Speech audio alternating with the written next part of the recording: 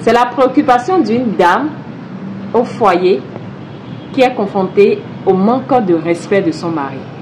Et si toi aussi tu te retrouves dans cette problématique, que ce soit au boulot, c'est ton patron qui ne te respecte pas, ou c'est peut-être certaines personnes qui ne te considèrent pas, qui te sous-estiment, et tu te dis, c'est parce que j'ai pas l'argent, hein.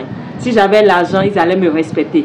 Je préfère me concentrer à chercher de l'argent pour imposer mon respect. Oh, laisse-moi te dire, il y a une condition essentielle qui peut t'aider à naturellement imposer ton respect. Tu n'as pas besoin d'argent. Une condition qui dépasse de loin le fait que tu n'aies pas d'argent. Une condition naturelle qui impose ton respect. On va parler de ton énergie. Et cette condition, c'est ce que je vais partager avec toi. Et c'est ce que cette dame a fait et qui naturellement a imposé le respect dans sa famille. Qui naturellement fait qu'aujourd'hui, elle est heureuse, elle est épanouie. Parce que lorsque tu vis dans un environnement où on ne te respecte pas, tout ce que cela engendre, je sais, on n'est pas épanoui, on est stressé. Et on est tout le temps frustré.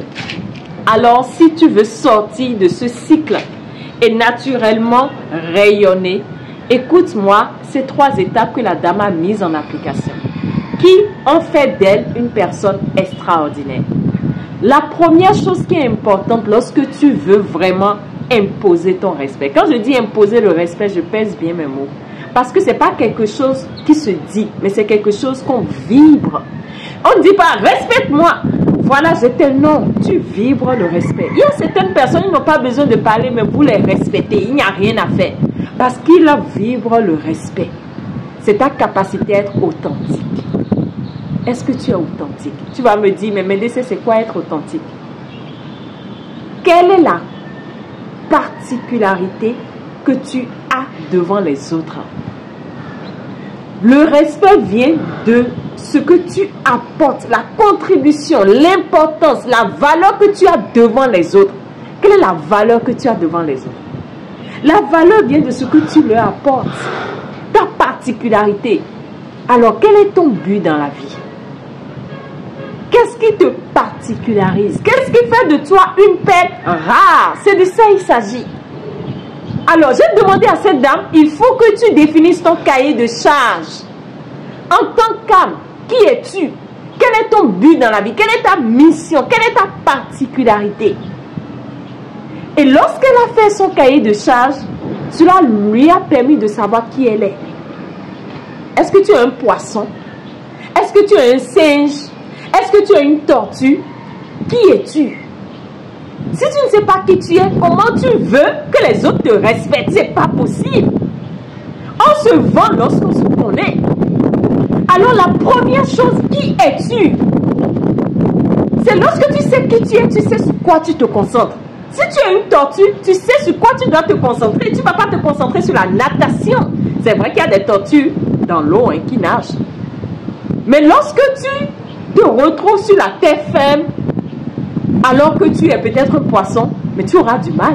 Tu dois savoir qui es-tu. Ton cahier de charge est important. Et la dame a identifié son cahier de charge.